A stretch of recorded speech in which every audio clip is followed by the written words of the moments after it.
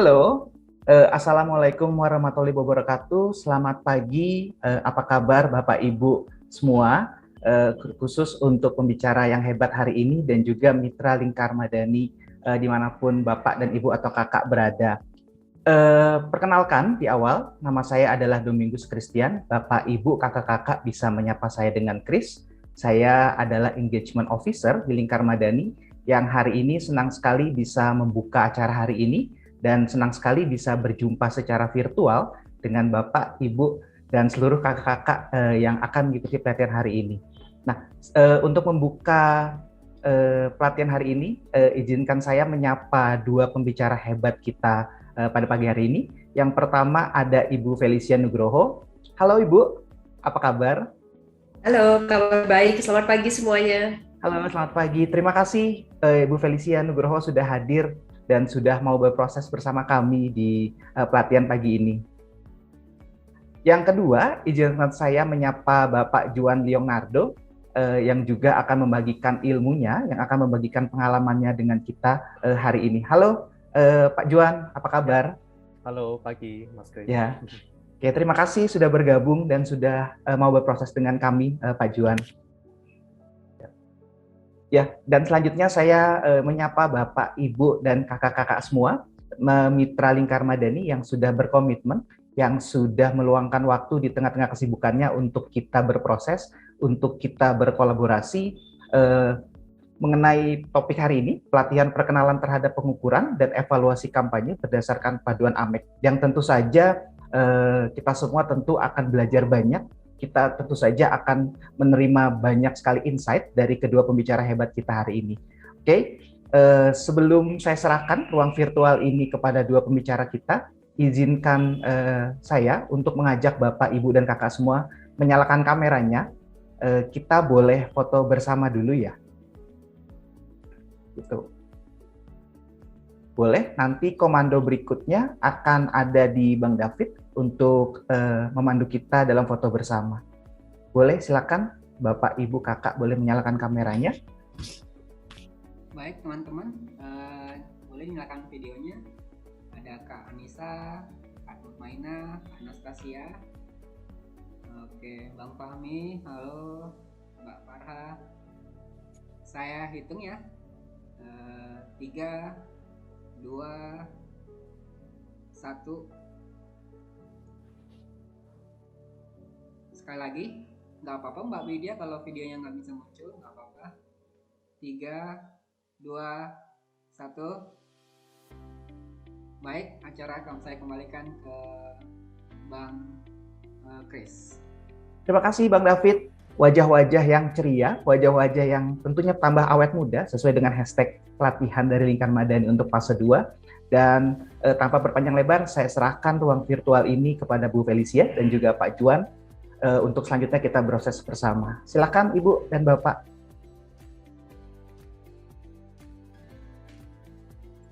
Terima kasih waktunya, Chris, dan terima kasih juga kesempatannya pada pagi hari ini untuk saya dan juga Juan untuk berbagi. Selamat pagi semuanya dan salam kenal. Semoga semuanya sehat selalu. Sedikit tentang saya bergabung dengan Maverick sudah lebih dari 11 tahun dan memang background saya adalah statistics, jadi memang selama ini bergelut di bidang market research dan juga analytics, dan di mana sejak 7-8 tahun yang lalu saya dipercayakan untuk membangun tim analytics di Maverick, di mana fokusnya adalah untuk kita dapat mengukur dan juga mengevaluasi program-program kampanye dan juga program-program komunikasi yang kami lakukan untuk klien-klien kami. Jadi memang cukup serius topiknya pada pagi hari ini. Nanti akan ada kesempatan untuk bertanya dan kita juga nanti akan ada sedikit latihan setelah presentasi selesai. Dan juga kalau misalnya teman-teman di sini ada pertanyaan, boleh silakan ditaruh di chat box atau bisa ditanyakan juga pada akhir. Nah, Hari ini saya akan dibantu oleh Juan, senior analis di Maverick. Oke, mungkin tanpa banyak kata lagi kita bisa mulai ya. Untuk pertama, saya akan menayangkan video klip singkat. Silakan Juan.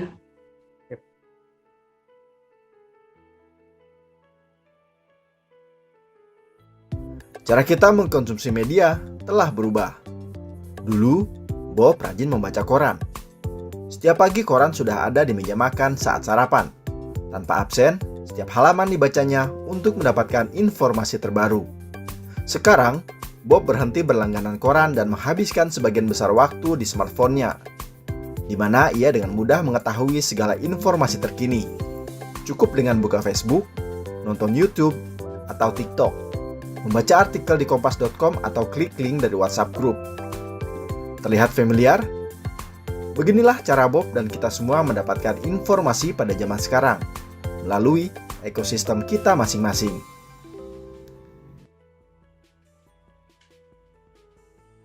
Oke, mungkin dari teman-teman di sini kalau saya lihat nih generasinya cukup bervariasi ya. Jadi kalau dilihat ada juga nih mungkin yang dari generasi X dan juga milenial dan mungkin juga ada yang dari Gen Z. Nah, seperti yang kita lihat dari tayangan video klip yang baru saja, kita semua tentunya sudah menyadari bahwa zaman sudah berubah.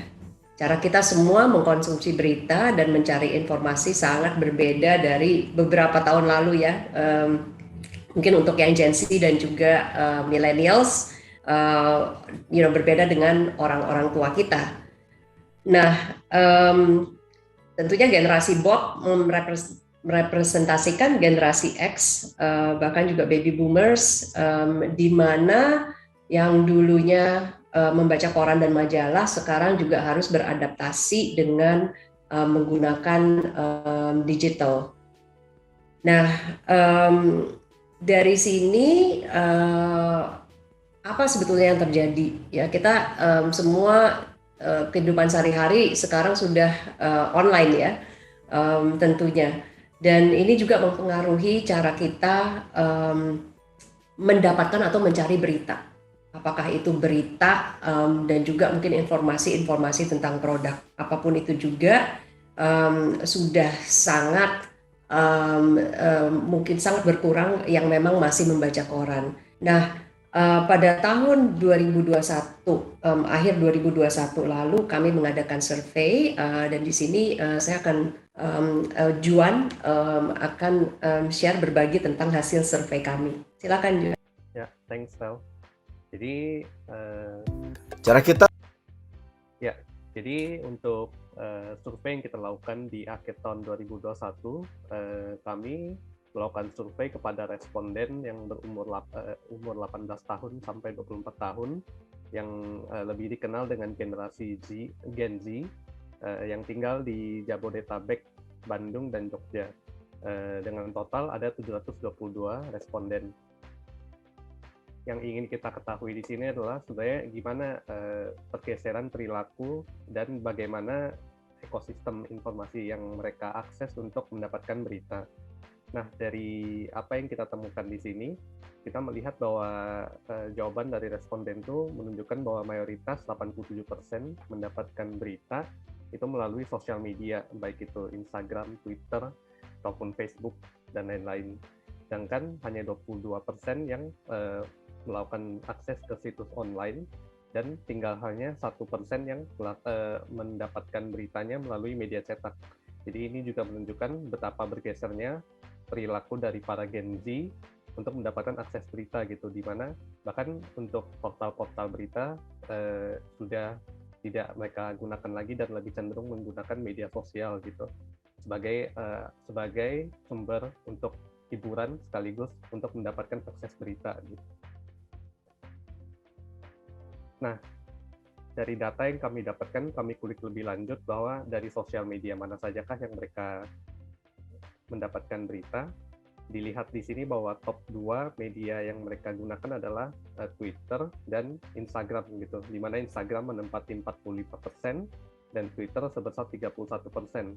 Ini adalah sebuah temuan yang menarik karena berdasarkan asumsi di mana kita tahu bahwa generasi Z di beberapa studi itu lebih tertarik pada konteks visual yang video gitu. Sedangkan dari survei ini kita bisa melihat bahwa sebenarnya mereka untuk mencari berita lebih cenderung untuk prefer kepada visual dan text-based. Visual pada Instagram di mana banyak yang berdasarkan teks juga pada visualnya dan atau yang pure text di Twitter gitu. Sedangkan untuk TikTok dan YouTube yang berbasis video hanya 10 dan 11%, di mana lebih banyak dari mereka yang menggunakan TikTok dan YouTube itu sebagai sumber untuk mencari hiburan dibandingkan informasi.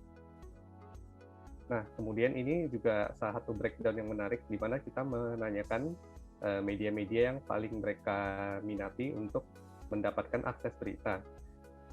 Di sini dapat kita lihat bahwa yang menempati peringkat pertama itu bukanlah media-media konvensional, melainkan apa yang kita sebut sebagai homeless media yang berbasis di sosial media, yaitu seperti Volkatif, kemudian ada USS Feeds di posisi keempat.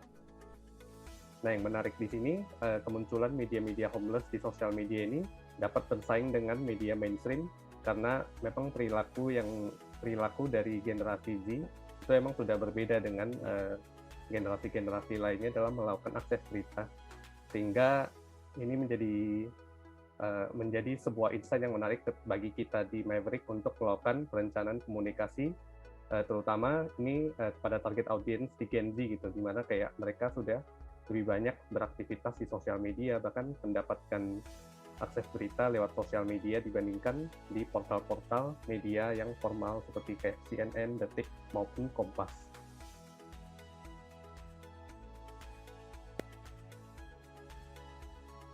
Oke, terima kasih Juan untuk sharing hasil dari survei yang kami lakukan. Nah, kenapa ini semua penting? Karena generasi milenial dan juga Gen Z merupakan generasi yang proporsinya paling besar pada saat ini, dan mereka generasi masa depan. Jadi merekalah nantinya yang akan menjadi konsumen kita kalau kita dari brand ya, dan juga stakeholders kita, target audience kita untuk semua organisasi, tidak tanpa terkecuali dengan teman-teman di sini semuanya. Jadi kalau kita dapat melihat bahwa adanya perubahan besar dalam kita semua mengkonsumsi berita saat ini. Jadi tidak seperti zaman dulu yang hanya kita dapat mendapatkan sumber berita dari cetak dan juga mungkin dari TV atau dari radio. Tapi sekarang masing-masing kita memiliki sebuah informasi ekosistem yang berbeda. Ya, jadi kita memiliki pilihan yang sangat banyak dari channel-channel yang kita nyaman gitu ya. Jadi mungkin ada yang misalnya mendapatkan berita dari Facebook, juga malah kadang dari WhatsApp ya yang di-share dari grup-grup keluarga atau grup-grup teman. Dan juga mungkin dari Line dan sebagainya. Jadi masing-masing memiliki informasi ekosistem yang berbeda. Dan dengan inilah di mana pada zaman sekarang di mana perubahan perilaku itu berbeda, kita juga cara kita berkomunikasi juga harus disesuaikan. Dan apabila kita berbicara tentang komunikasi, tentunya yang jauh lebih penting adalah bagaimana kita bisa mengukur atau mengevaluasi kesuksesan atau juga keefektivitasan dari program-program komunikasi dan kampanye yang kita lakukan. Nah, saya akan berikan beberapa background bagaimana sih cara kita dulunya mengukur dengan media tradisional. Next. Oke. Nah, kalau kita bicara zaman dulu ya, tentunya PR itu apa yang kita lihat dan apa yang kita nilai kebanyakan merupakan liputan yang dipublikasikan di media-media.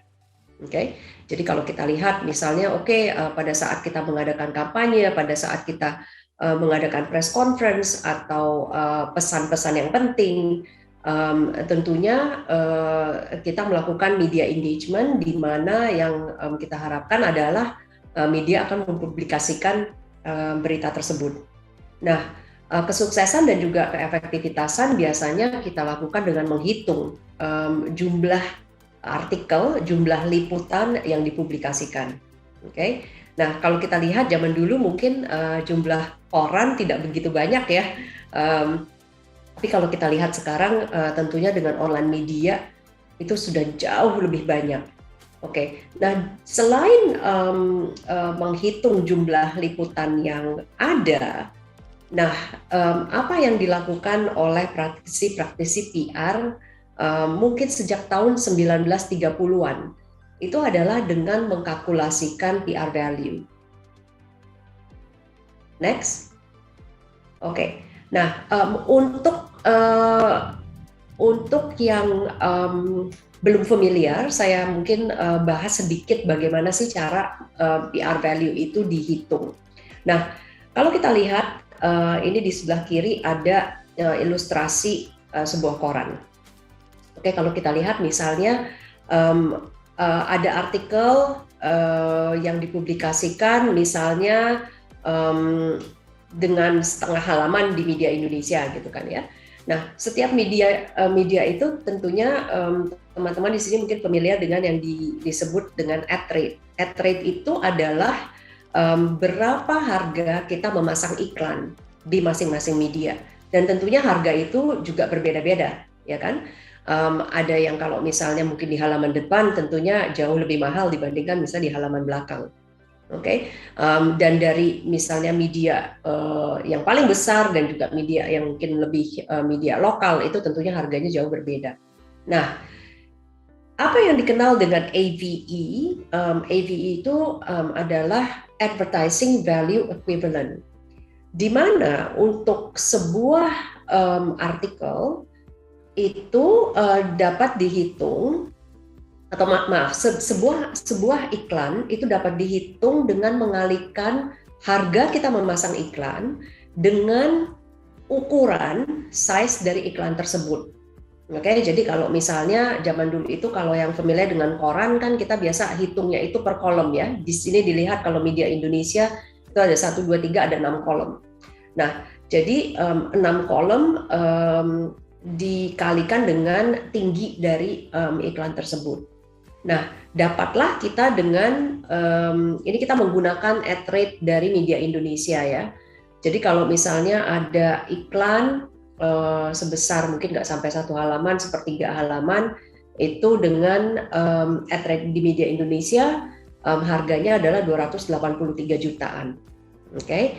Nah, sejak mungkin pada awal sekitar tahun 1930-an ya, di situ di mana banyak praktisi-praktisi PR yang struggling bagaimana nih ya kita dapat menilai sebuah liputan gitu. Penilai artinya kita bisa hargain nggak ya gitu. Nah, dari situlah di mana keluar formula yang disebut PR value. PR value adalah 283 juta tersebut dikalikan dengan pengalian. Pengaliannya berapa? Nah, pengaliannya tidak ada aturannya sebetulnya. Selama saya bergelut di bidang komunikasi ini, saya melihat ada yang mengalihkan 3, ada yang mengalihkan 4, 5, malah ada yang sampai mengalihkan 9. Tentunya tambah tinggi angka pengalian tersebut, nilai PR value yang didapat akan jauh lebih tinggi juga. Oke. Nah, jadi dengan begini PR value tersebut diartikan sebagai nilai dari sebuah liputan. Oke, jadi kalau misalnya di sini ada liputan yang sekitar sepertiga halaman dan dinilai sebagai 849 juta. Oke. Nah, disinilah di mana praktisi-praktisi PR sedunia itu menggunakan rumus yang sama sudah berpuluh-puluh tahun. Dan disinilah di mana sebetulnya pengukuran tersebut sudah diperdebatkan oleh asosiasi PR sedunia itu juga sudah mungkin puluhan tahun. Oke. Kenapa? Coba kita lihat beberapa alasannya. Nah, di sini PR value itu bukan merupakan ukuran yang tepat. Kenapa? Karena kalau kita lihat sebuah liputan yang dipublikasikan oleh media, it's earned, ya kan? Itu jadi ada unsur kredibilitasnya tentunya, dan berbeda dengan iklan. Sebuah iklan adalah sesuatu yang kita bayar, ya kan? Kita berbayar. Jadi artinya dari sisi pesan pun, dari sisi message, we have the control, ya kan? Jadi kita bisa mengeluarkan message apapun juga karena kita berbayar.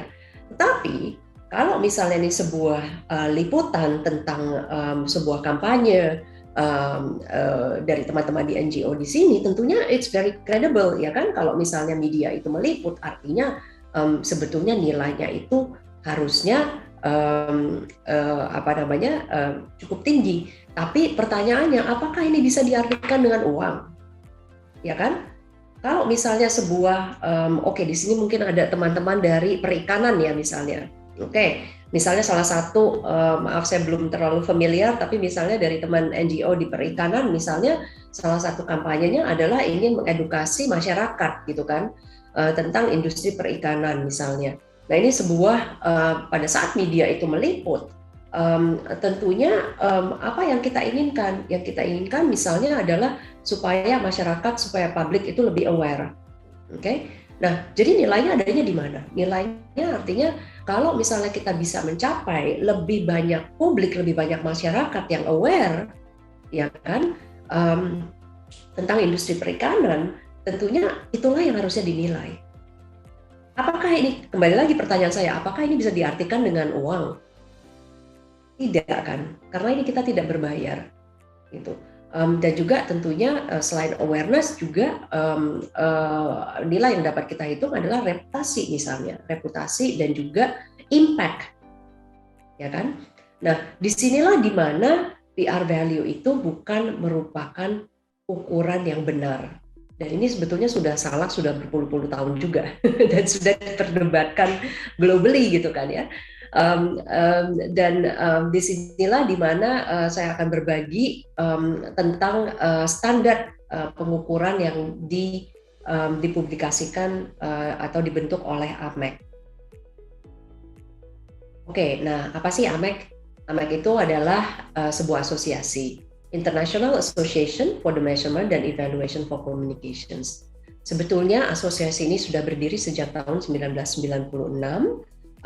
Dan founding members-nya adalah asosiasi-asosiasi PR di dunia, dari Amerika, dari Australia, dari UK, Eropa, dan sebagainya. Nah, disinilah AMEC sendiri adalah sebuah organisasi not for profit ya. Jadi fokus mereka adalah memang mengedukasi industri PR dan komunikasi untuk dapat mengukur dengan benar. Jadi di mana pada tahun 2010 AMEC mengadakan summit di Spanyol, di Barcelona, di mana tercetuslah yang sekarang dikenal dengan Barcelona Principle. Sekarang saat ini AMEC membernya sudah 160 lebih dan dari berbagai negara di dunia. Silakan Juan. Nah, sejak AMEC berkampanye mencetuskan bahwa AVE atau PR value bukan pengukuran yang benar, ya. Jadi mereka juga mengadakan global survey. Bisa diklik Juan. Jadi untuk pada tahun 2008, pada saat mereka mengadakan survei, 80% dari organisasi dan juga perusahaan di dunia masih menggunakan AVE untuk mengukur komunikasi. Nah, mereka melakukan survei yang sama pada tahun 2022 awal, di mana sekarang angka tersebut sudah significantly drop menjadi 15% dari perusahaan dan juga organisasi dunia yang masih menggunakan APE. Jadi memang kampanye mereka cukup berhasil dan sudah banyak perusahaan-perusahaan, organisasi, apakah itu profit dan not for profit yang memang sudah mengadopsi framework yang dibentuk oleh AMEC. Untuk Maverick sendiri, kami pun sudah menjadi member AMEC itu sejak tahun 2018, di mana kami juga sudah mengadopsi menggunakan framework AMEC sejak tahun 2018, dan selama ini kami juga sudah berhasil untuk mentransisi semua klien kami untuk tidak menggunakan PR value dan juga APE. Oke, coba mari kita lihat sama-sama apa sih yang ada di Barcelona Principle. Nah, semua materi ini bisa diakses dengan free di online AMEC ya, di websitenya AMEC. Jadi silakan teman-teman bisa banyak sekali di sana literacy, juga bacaan-bacaan untuk menjelaskan framework dan juga tentang PR value tersebut. Oke. Nah, Barcelona Principles itu terdiri dari 7 prinsip. Oke. Nah, saya tidak akan membahas satu persatu dengan detail ya, tapi intinya nomor 1 yang paling penting adalah menetapkan tujuan merupakan prasyarat mutlak dalam perencanaan komunikasi, pengukuran, dan evaluasi. Oke. Nah, apa nih artinya? Oke, jadi ini juga sudah menjadi kebiasaan PR praktisi-praktisi ya. Kami pun juga begitu ya, berapa tahun yang lalu. Di mana biasanya kita rajin dan sangat semangat mengadakan campaign. Oke, kita punya ide campaign yang sangat bagus, ide campaign yang sangat kreatif. Kita adakan campaign dulu, setelah campaign baru diukur. Karena dulu kita mengukur dengan menghitung jumlah liputan yang ada, ya kan? Nah, kembali lagi pertanyaannya, apa tujuan kita mengadakan campaign? Tujuannya apa? Gitu. Nah, seringkali kita lupa. Jadi, yang kita alokasikan untuk mempersiapkan dan juga mendesain sebuah campaign, tapi tidak cukup waktu untuk kita membahas apa sebenarnya tujuan komunikasi yang akan kita capai. Oke, jadi di sini prinsip nomor satu adalah menetapkan tujuan itu sangat penting. Ini mutlak, udah nggak bisa ditawar. Karena kalau misalnya tujuan kita tidak jelas dan bagaimana, ada satu analogi. Ini sebetulnya sangat simple ya. Kita ke satu tujuan, kita panggil taksi ya. Kalau kita panggil taksi, kita sudah tahu dong tujuannya kemana ya kan. Kita nggak bisa naik taksi dulu terus baru muter-muter, mungkin dari taksi drivernya, supir taksinya bilang, aduh ini mau kemana ya. Kita harus tahu tujuannya, kita harus jelas dulu nih ya kan, mana poin yang akan kita capai. Di sini juga sama juga di sini, jadi kita harus jelas apa tujuan komunikasi yang akan kita jalankan. Oke. Nah, yang kedua adalah pengukuran dan evaluasi harus mengidentifikasi output, outcome, dan juga impact. Ini akan kami bahas dengan lebih detail lagi. Nah, mungkin singkatnya adalah apa yang kita lakukan selama ini dengan menghitung jumlah artikel, jumlah liputan yang ada, itu berada dalam kategori output. Okay? Jadi output adalah sesuatu yang memang dipublikasikan. Outcome di sisi lain adalah pencapaian dari komunikasi objektif, tujuan komunikasi tadi yang seharusnya kita sudah tetapkan pada awal. Impact adalah dampak dari komunikasi atau dampak dari bukan hanya komunikasi saja, tapi juga dari kegiatan-kegiatan lainnya yang diadakan oleh sebuah organisasi. Jadi apa dampaknya? Apakah dampaknya atau impact-nya adalah untuk masyarakat setempat misalnya ya. Di sini ada teman-teman dari Riau mungkin yang memang ada di biasanya bergelut dengan perkebunan. Ya mungkin teman-teman di sini juga dealing banyak dengan masyarakat lokal. Nah, mungkin kalau misalnya memang salah satu effortnya adalah untuk kita mengedukasi masyarakat lokal supaya mereka dapat misalnya memelihara lingkungan dengan baik gitu kan ya. Nah, inilah adalah sebuah impact yang dapat terukur juga. Nomor 3, outcome dan impact harus jelas untuk pemangku kepentingan masyarakat dan juga organisasi.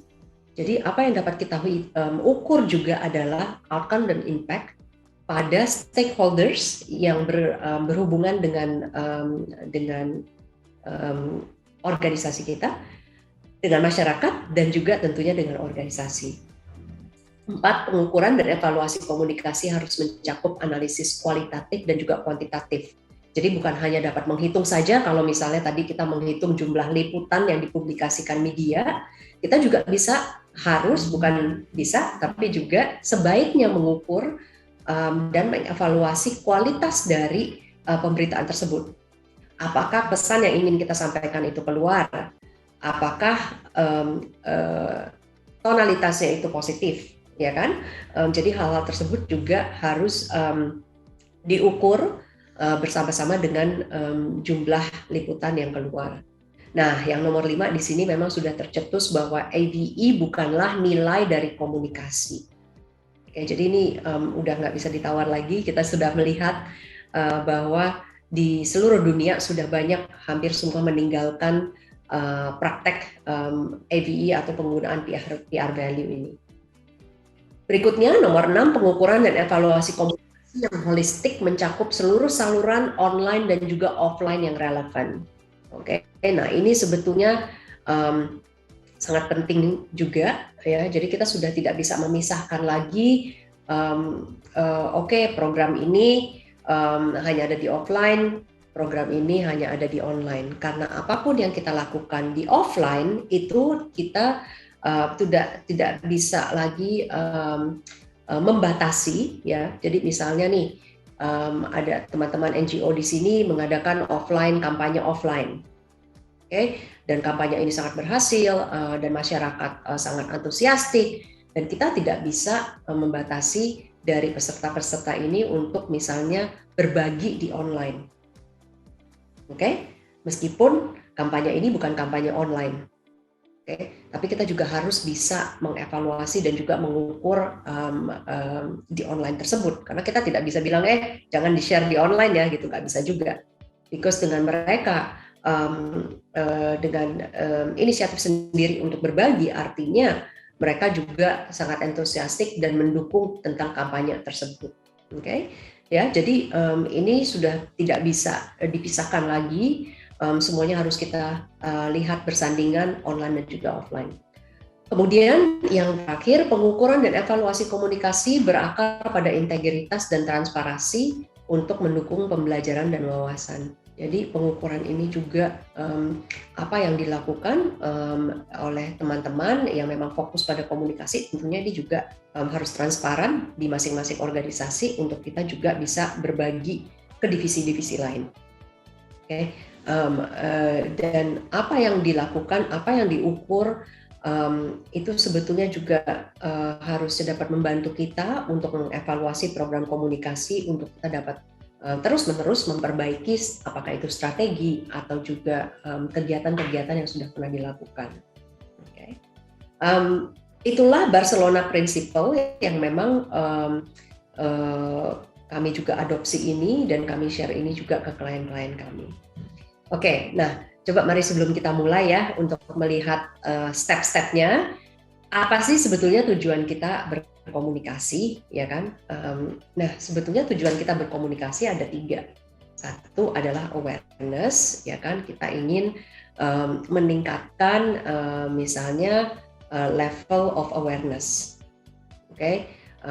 Mungkin salah satu contoh simple pada saat di awal pandemi mungkin masih banyak yang belum aware pentingnya pakai masker gitu kan ya, misalnya pada 2 tahun yang lalu gitu, dan program-program kampanye dari Kementerian Kesehatan ya kan, itu mereka cukup kencang untuk meningkatkan level awareness supaya semua orang sadar untuk memakai masker dan juga pentingnya pakai masker.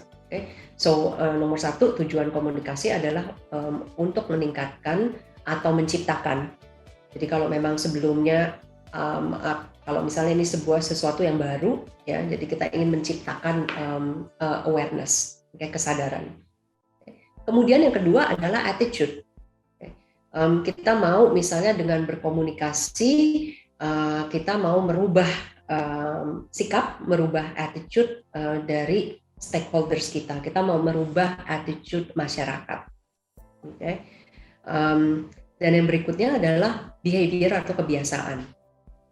Kebiasaan itu juga tadi mungkin bisa juga menggunakan contoh yang sama tadi untuk memakai masker, ya kan? Yang tadinya malas gitu kan, apa sih pakai masker gitu kan? Tapi dengan kesadaran yang lebih, perilaku dan juga kebiasaan akan berubah. Jadi sebetulnya kalau kita berbicara tentang tujuan komunikasi ini hanya ada 3 ini saja. Oke, nah bagaimana cara kita mengukur sesuai dengan framework yang dibentuk oleh AMEC? Oke, nah pertama seperti yang tadi sudah dijelaskan, salah satu prinsip pertama di Barcelona Principle, objektif itu sangat penting. Nah, objektif yang dimaksud di sini adalah pertama, kita harus jelas apa sih tujuan atau objektif dari organisasi kalian masing-masing. Apa tujuannya? Nah, kita harus jelas itu dulu. Ya, tentunya dari teman-teman di sini berbeda ya satu sama lain objektifnya. Kemudian dari situ baru kita dapat menetapkan. Ya, pertanyaannya adalah bagaimana komunikasi atau program komunikasi yang akan kita lakukan itu dapat membantu mencapai tujuan organisasi tadi. Jadi level pertama adalah organization objective, ya, objektif dari organisasi, dan kemudian communications objective. Nah, communications objective ini kita harus jelas, karena ingat tadi apa yang saya sempat share pada awal adalah kalau kita tujuannya atau objektifnya tidak jelas, kita tidak bisa mengukur dan kita tidak bisa mengevaluasi. Jadi kita harus tahu apa nih yang ingin dicapai. Nah, kuncinya di sini adalah objektif harus smart. Ini mungkin teman-teman di sini juga familiar ya dengan konsep ini. Smart itu berdasarkan kependekan dari satu S-nya itu artinya spesifik, harus sangat spesifik. Jadi kita tidak bisa mencetuskan, tujuan komunikasi kami adalah ingin meningkatkan awareness. Udah itu saja. Nah, tentunya awareness apa? Tentang awareness apa? Ya kan harus sangat spesifik. Lagi-lagi kalau tidak cukup spesifik, tentunya kita tidak bisa mengukur. Kedua, M artinya measurable, artinya harus bisa terukur, ya kan? Jadi kembali lagi dengan tujuan tadi, kalau tidak spesifik dan itu tidak bisa terukur.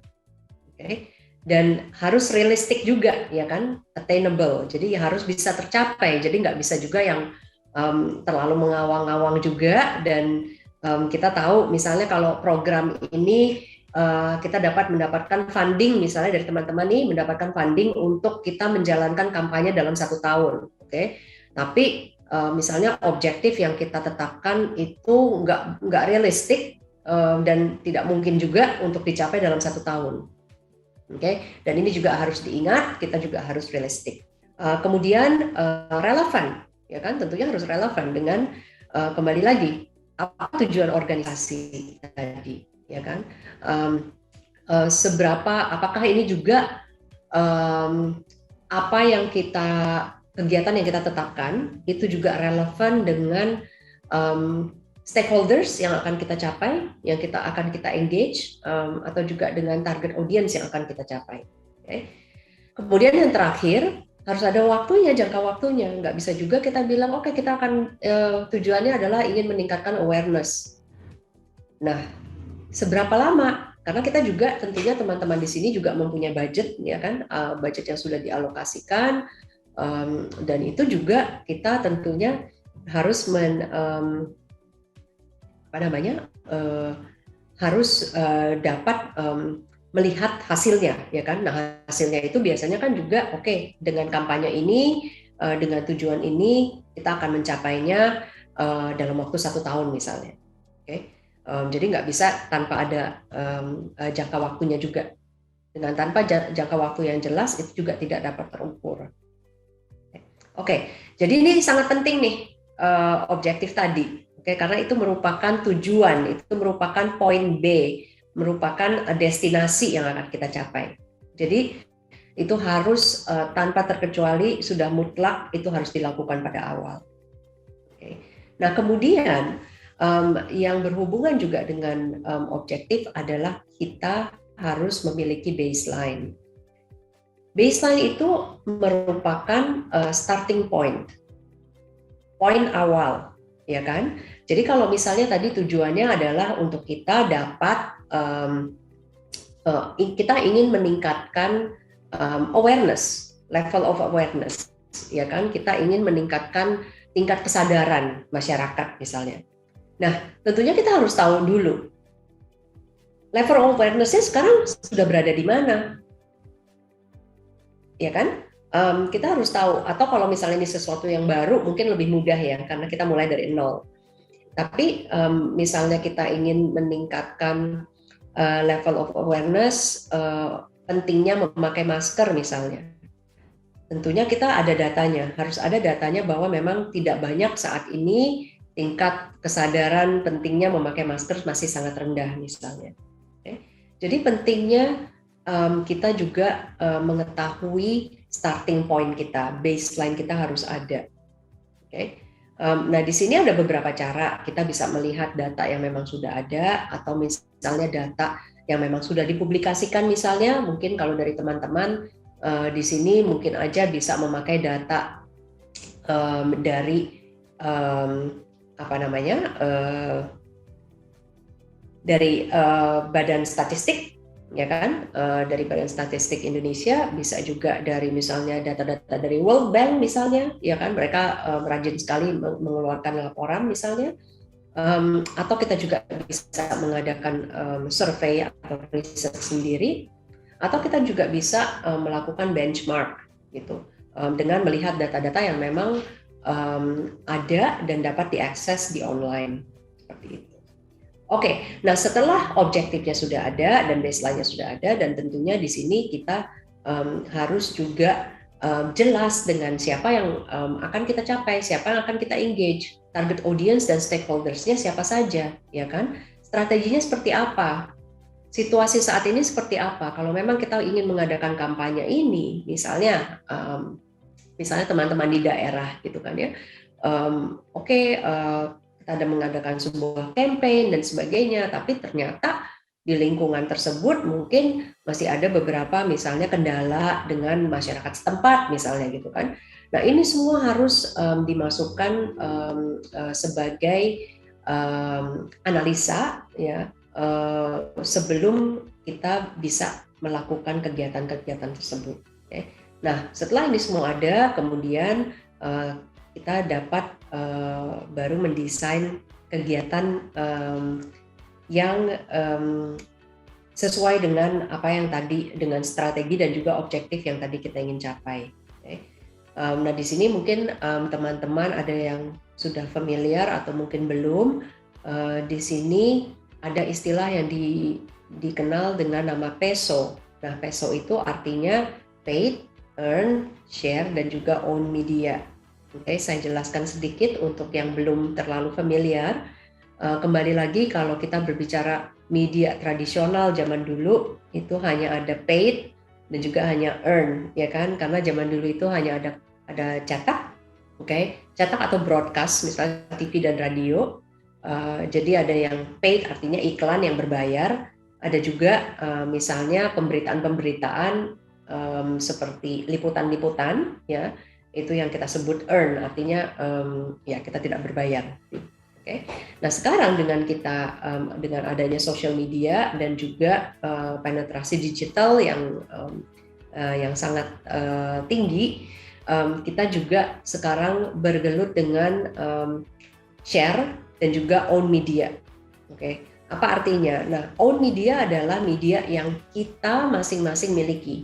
Oke. Jadi misalnya kalau di Maverick ya, di Maverick kita punya akun Instagram, kita punya akun LinkedIn, kita punya akun Facebook, kita juga punya YouTube, kita juga punya website.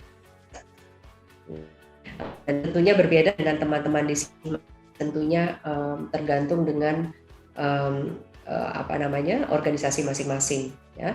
Jadi own media adalah media yang kita bisa publikasikan konten-konten kita sendiri. Okay? Nah, kemudian apa yang disebut oleh share? Nah, share itu tentunya adalah konten-konten yang memang sederhananya yang bisa di-share. Jadi biasanya kan kita melihat konten, kita melihat konten di Facebook kita gitu kan ya. Wah ini keren nih gitu kan. Keren, gue share gitu kan di Twitter misalnya. Atau gue share di Facebook juga gitu. Jadi sekarang dengan mudah target audience atau kita semua masing-masing bisa berbagi konten-konten yang kita lihat. Okay? Jadi itulah yang disebut peso sekarang. Jadi ada yang paid, ada yang kita berbayar, ada yang earn. Jadi earn itu adalah apakah itu liputan di media atau bisa juga apa yang dipost atau di-share oleh netizen di online. Misalnya review, ya kan? Review atau komen itu termasuk dalam earn. Kayak misalnya saya baru coba nih tempat makan baru gitu kan ya, wah enak banget gitu. Dan saya akan share ini di Facebook saya misalnya. Itu termasuk earn karena tidak berbayar. Saya tidak dibayar untuk menulis komen tersebut. Oke? Jadi ada paid, earn, share dan juga own media. Inilah yang disebut peso. Oke, jadi ini tadi berkaitan dengan kegiatan-kegiatan. Tentunya tidak semua kegiatan harus menggunakan keempat peso tersebut, ya tergantung dengan strategi masing-masing. Oke, nah kalau itu semua sudah ada dan sudah jelas, berikutnya adalah bagaimana kita dapat mengukur ini semua, mengukur program-program ini. Oke. Di sini saya akan dibantu oleh Juan. Silakan Juan. Ya, jadi serangkaian perencanaan tadi dari objektif, kemudian mengetahui audiens, kemudian mengetahui baseline, kemudian merencanakan kegiatan. Nah setelah itu yang nggak kalah penting adalah kita juga harus menentukan metrik-metrik yang dilakukan itu di awal ya. Jadi jangan sampai kita sudah melakukan kegiatan baru kita tentukan gitu apa-apa aja yang perlu kita ukur, karena ini juga berkaitan dengan tercapainya objektif komunikasi yang perlu yang ditentukan di awal tadi gitu. Nah penentuan metrik-metrik ini kalau berdasarkan framework AMEC kita bagi atau kita kenal dengan yang namanya 3 O's, yaitu output, outtakes dan juga outcomes. Nah untuk yang pertama adalah output. Output merupakan metrik yang memberikan informasi mengenai apa yang telah kita hasilkan untuk komunikasi dan apa yang telah kita hasilkan untuk diakses oleh publik misalnya. Jadi ini adalah metrik yang mengukur tentang produktivitas hasil dari kita. Contohnya adalah misalnya jumlah artikel, terus share of voice, seberapa, termasuk metrik-metrik kualitatif seperti misalnya seberapa banyak pesan kunci atau key message kita yang diliput oleh artikel tersebut. Nah, selain dari artikel di media, kita juga bisa melihat dari jumlah post di sosial media yang kita keluarkan melalui own channel kita, atau misalnya untuk teman-teman misalnya mengadakan campaign secara offline, itu juga bisa melihat misalnya berapa jumlah kehadiran media ataupun kehadiran orang-orang di event tersebut gitu. Nah, pengukuran ini merupakan pengukuran yang jangka pendek dan perlu ditekankan lagi bahwa ini hanya mengukur produktivitas. Jadi ibaratnya secara bahasa sederhana, seberapa sibuk kita dalam melakukan kegiatan komunikasi, tapi belum memberikan gambaran yang lengkap untuk tercapainya tujuan komunikasi kita. Oleh karena itu, pengukuran metrik-metrik kita itu tidak boleh hanya berhenti di output saja, melainkan harus lanjut ke outtakes dan outcome. Nah, yang kedua itu adalah outtakes. Outtakes itu adalah metrik yang melihat respons dan reaksi dari target audiens terhadap kegiatan komunikasi atau output yang telah kita hasilkan. Contoh-contoh metrik output itu misalnya likes, views, komen, dan share di sosial media, atau misalnya seperti yang tadi di earn media, itu adalah misalnya percakapan-percakapan di sosial media yang muncul secara organik. Jadi misalnya tanpa dibayar, terus kayak misalnya kita melakukan kampanye untuk meningkatkan awareness terhadap suatu isu gitu. Kemudian mulai banyak netizen-netizen yang membicarakan isu itu untuk agar lebih banyak orang lagi yang aware gitu. Nah, itu termasuk metric outtakes itu, di mana jumlah conversation atau jumlah percakapan tersebut bisa kita ukur gitu, yang terpantau di sosial media misalnya. Atau misalnya ketika kita punya page website, misalnya dari teman-teman yang mengkampanyekan tentang isu tertentu, bisa misalnya kita lihat bahwa pengunjung websitenya itu meningkat setelah kita melakukan kampanye atau kayak offline event gitu, setelah kita memberikan webinar gitu kan, terus lebih banyak yang mengunjungi dan membaca tentang informasi-informasi yang kita muat di website kita gitu. Termasuk misalnya kalau di sosial media juga lebih banyak yang berkomentar atau bertanya tentang itu. Nah, itu merupakan reaksi-reaksi dari hasil komunikasi yang telah kita hasilkan gitu. Yang kita hasilkan adalah misalnya webinar atau misalnya penyuluhan gitu. Kemudian outtakes-nya adalah misalnya reaksi-reaksi mereka berupa komentar atau pertanyaan gitu. Nah, ini penting kita ukur untuk memeriksa kesesuaian aktivitas dengan tujuan. Maksudnya adalah agar melihat reaksi-reaksi dari responden atau dari target audience untuk menyesuaikan strategi komunikasi kita. Misalnya yang dapat dilakukan itu misalnya kalau reaksinya itu tidak sebesar yang kita harapkan, atau misalnya reaksinya itu kurang bagus atau bahkan mendapatkan sentimen negatif, nah itu dapat menjadi evaluasi bagi kita untuk melakukan perubahan-perubahan untuk program komunikasi yang berikutnya. Nah, outtakes ini biasanya juga dilakukan untuk misalnya untuk melakukan brand health check terhadap kayak misalnya organisasi kita juga, gimana percakapan-percakapan di sosial media tentang suatu organisasi ataupun brand. Nah, kemudian berikutnya setelah itu baru kita melakukan pengukuran outcome. Pengukuran outcome ini dilakukan dengan menarik benang merah terhadap objektif yang telah kita lakukan sudah kita tentukan di awal, yaitu misalnya mengukur misalnya apakah ada peningkatan awareness atau perubahan behavior ataupun pergeseran attitude gitu terhadap tujuan komunikasi yang kita tentukan di awal, dan merupakan pengukuran yang jangka panjang. Jadi tidak bisa misalnya kita habis melakukan satu kampanye komunikasi, satu kegiatan gitu, kemudian kita mengukur outcome gitu, misalnya kampanyenya berlangsung selama 1 bulan. Nah, umumnya minimal jangka waktu yang kita lakukan itu adalah 6 bulan sampai 1 tahun. Itu biasanya sudah minimal seperti itu. Dan umumnya juga kita lakukan dengan misalnya melakukan survei ataupun survei kepada publik ataupun kepada target audiens yang secara spesifik, baik kita bisa melihat hasil-hasilnya secara kuantitatif maupun kualitatif. Kemudian dari outcomes itu kita bisa melihat lagi atau lebih panjang lagi frame waktunya, kita bisa melihat dampak atau impact terhadap terhadap tujuan organisasi kita, yang biasanya itu berupa peningkatan reputasi maupun bertambahnya dukungan publik. Nah, penting untuk melakukan pengukuran secara lengkap dari output hingga outcome, sehingga kita dapat mendapatkan gambaran yang komprehensif mengenai apakah dari kegiatan-kegiatan yang kita lakukan, dari inisiatif-inisiatif yang sudah teman-teman ambil, itu mencapai tujuan komunikasi yang kita tetapkan di awal gitu, untuk mengevaluasi apakah efektif atau enggak kegiatan-kegiatan yang telah dilakukan.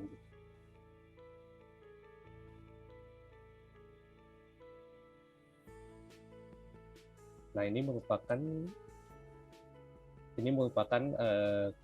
AMEC Framework, AMEC Integrated Evaluation Framework yang dirangkum dari awal tadi, yaitu mulai dari objektif, input, dan aktivitas, kemudian masuk ke COs, baru kita masuk ke impact.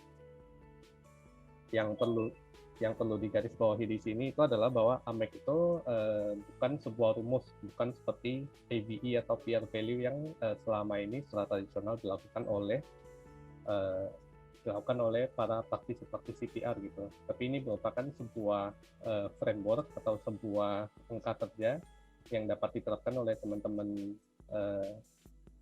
teman-teman NGO yang memiliki objektif yang berbeda, tapi tetap sesuai dengan tujuan komunikasi yang ditetapkan di awal gitu. Jadi pertama mulai dari menetapkan tujuan komunikasi, kemudian menetapkan target audiens dan rencana-rencananya sesuai dengan baseline, baru merencanakan kegiatannya, kemudian menentukan metriknya, baik itu output, outtext atau outcome, kemudian secara jangka panjang baru kita melihat dampak dari komunikasi terhadap tujuan kita dan tujuan komunikasi dan tujuan organisasi tersebut.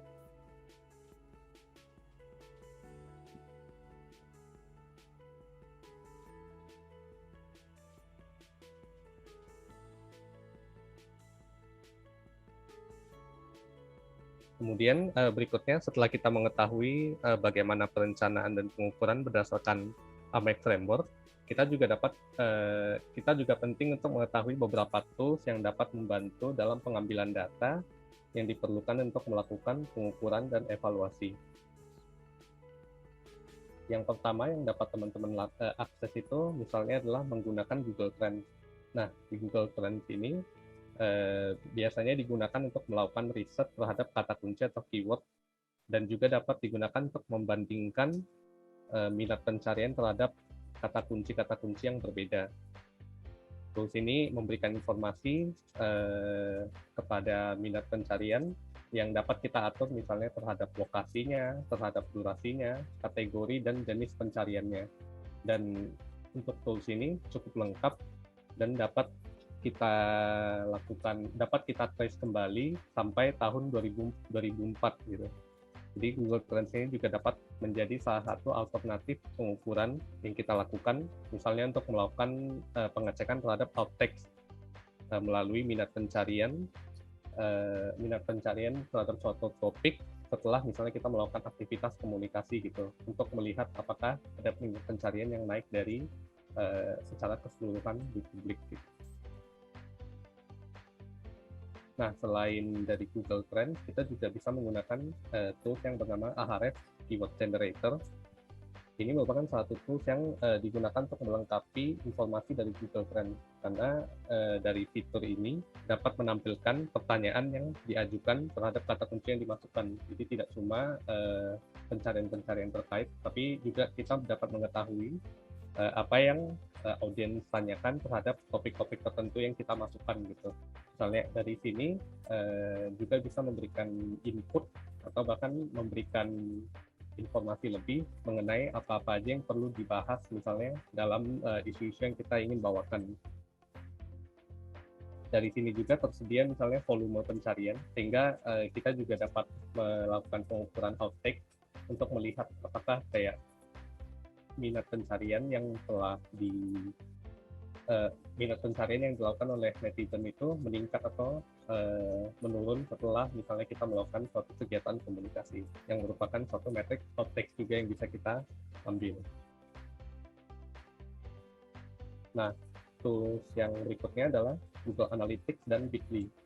Jadi ini khusus Google Analytics itu menyediakan data untuk melihat performa dari website, seperti misalnya jumlah klik, terus dari mana saja website-website tersebut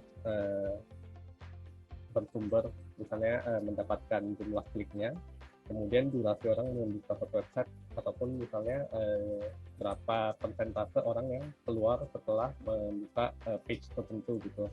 Nah, di sini untuk skala yang lebih kecil, kita bisa menggunakan yang namanya Bitly untuk mini set atau link kampanye. yang dimana informasi yang didapatkan juga lebih terbatas, misalnya adalah terhadap jumlah klik dari sebuah link. Nah, di sini juga tools ini dapat digunakan untuk melakukan pengukuran outtake terhadap output, misalnya setelah kita melakukan kegiatan tertentu, apakah ada peningkatan terhadap kunjungan website atau jumlah klik terhadap link kampanye yang kita jalankan.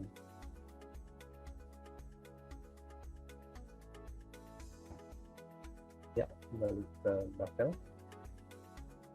Oke, terima kasih Juan.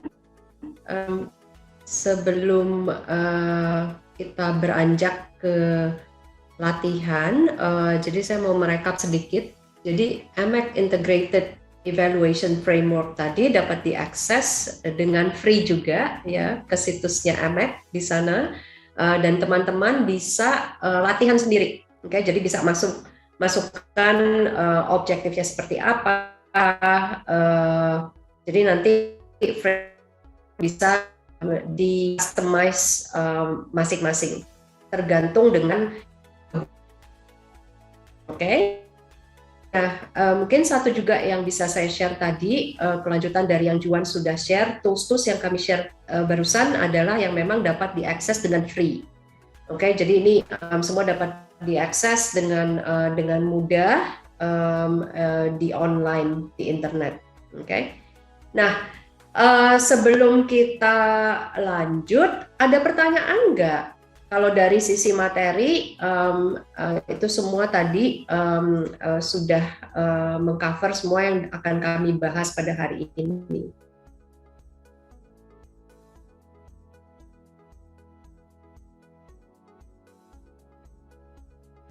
Ada pertanyaan?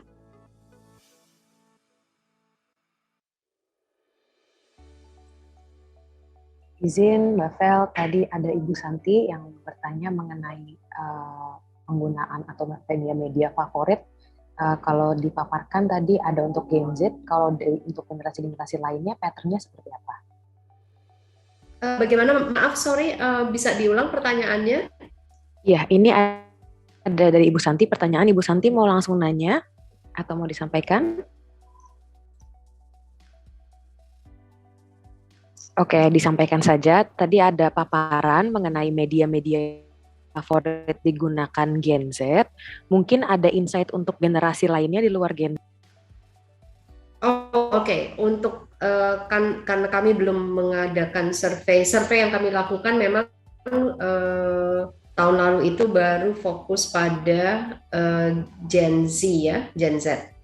Jadi belum ada data-data tersebut. Tapi mungkin kalau misalnya biasanya dari Nielsen ya, Nielsen biasanya mengeluarkan data-data dari konsumsi media deh. Mungkin bisa dilihat di situ juga.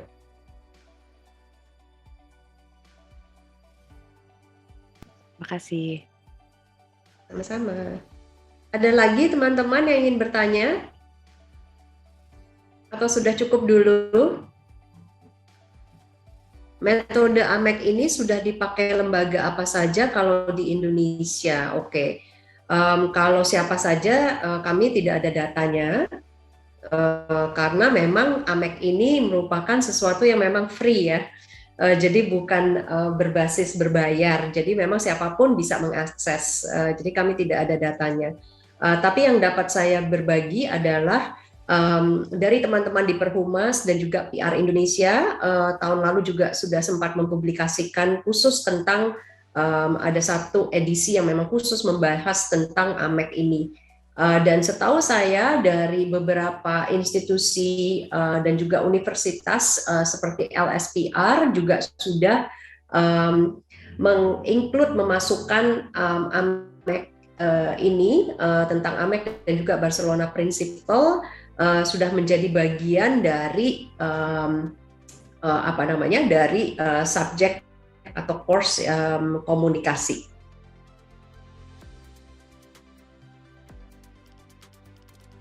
Oke, sudah menjawab pertanyaannya dengan Pak Edo ya. Ada lagi pertanyaan lain?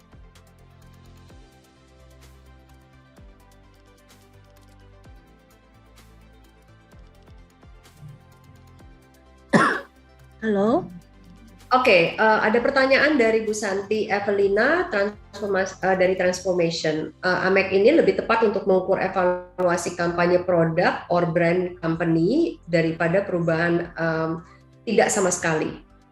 Justru AMEC ini bukan hanya dapat digunakan untuk mengukur brand atau kampanye produk atau brand, tapi juga salah satu kita juga dapat mengukur reputasi. Kita juga dapat mengukur kebijakan ya, kalau memang misalnya objektifnya tujuannya adalah untuk misalnya menginfluence sebuah kebijakan pemerintah, itu juga dapat terukur.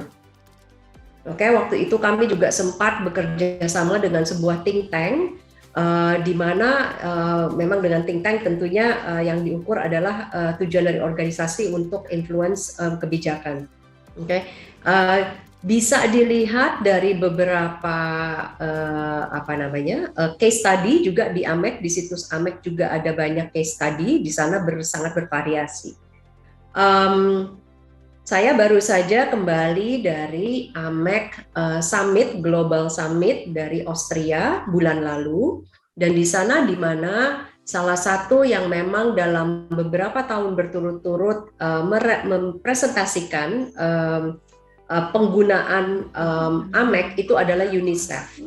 Jadi UNICEF sudah menggunakan mengadopsi AMEC itu sudah mungkin sekitar 5 tahun yang lalu, dan di situ dari tahun ke tahun mereka mengevaluasi pergerakan dan juga bagaimana mereka dapat berhasil juga menginfluence kebijakan di masing-masing negara seperti itu. Jadi UNICEF salah satunya, kemudian juga salah satu case study yang sempat dipresentasikan adalah pemerintah Inggris. Pemerintah Inggris selama ini menggunakan AMEC juga ya. Tentunya kalau dari pemerintahan mereka bukan hanya bersangkutan dengan kebijakan saja, tapi juga dengan peraturan dan juga hukum dan juga banyak sekali tentunya. Dan itu menggunakan AMEC secara keseluruhan. Dan yang terakhir, presentasi yang kemarin sempat ditayangkan adalah bagaimana pemerintah Inggris itu menggunakan AMEC untuk mengukur program mereka dalam penanganan COVID dalam 2 tahun terakhir ini. Oke, jadi semoga tadi memperjelas ya Bu Santi ya. Jadi bukan hanya untuk brand saja, tapi memang untuk semua. Apapun itu program komunikasi, apapun itu organisasi, semua dapat diukur. Oke? Untuk pakai pengukuran AMEC ini, apakah butuh tim yang banyak terlebih untuk kampanye nasional? Oh, oke. Oke, kalau pertanyaannya untuk kampanye nasional, artinya ini tergantung nih, saya tidak bisa menjawab ini. Kampanye nasional dalam misalnya skala penanganan COVID gitu kan ya, dari Satgas COVID. Nah itu mungkin memang perlu tim yang lumayan cukup besar, dalam arti tidak hanya 1-2 orang saja, ya kan? Karena kalau kita berbicara dalam konteks penanganan COVID, tentunya data yang kita analisa, yang kita proses itu sangat banyak, ya kan? Tapi kalau kampanye nasional yang misalnya, jadi memang sebetulnya relatif dengan berkaitan dengan ukuran besar kecilnya kampanye tersebut, apakah itu nasional atau bukan, karena apa yang akan kita ukur semuanya berhubungan dengan data, ya kan? Jadi tambah besar data yang kita lihat, yang kita analisa dan yang kita proses, tentunya perlu tenaga yang lebih banyak seperti itu. Jadi makanya ini tergantung nih kampanye nasionalnya konteksnya seperti apa. Oke. Tapi harusnya tidak lebih banyak dari tim komunikasi yang sudah ada. Karena biasanya kalau misalnya saya nggak begitu sure juga dengan teman-teman NGO di sini ya. Tapi kalau misalnya organisasi korporasi biasanya kan mereka ada tim digital sendiri, ada tim komunikasi sendiri gitu. Harusnya tidak menambah banyak dari gitu. Mungkin kalau memang dari tim yang ada belum ada yang terlalu familiar, belum ada analis, mungkin dibutuhkan ya. Jadi tim yang memang sudah nyaman dengan melihat angka-angka dan tahu dapat menganalisa dan dapat memproses data-data dari sosial media, dari online dan juga dari offline juga gitu kan. Tapi tidak menambah jumlah tim yang signifikan sih seharusnya. Oke. Menjawab pertanyaannya enggak dengan Mbak Sari ya? Oke, ada lagi? Halo Mbak Vel, tadi ada Ibu Naomi yang ingin bertanya. Silakan Ibu Naomi langsung open mic boleh, biar ramai di sini. Ya, halo, selamat pagi menjelang siang. Ya, halo Bu Naomi. Ya, halo, bisa didengar? Bisa. Silakan. Oke. Terima kasih Mbak Felicia.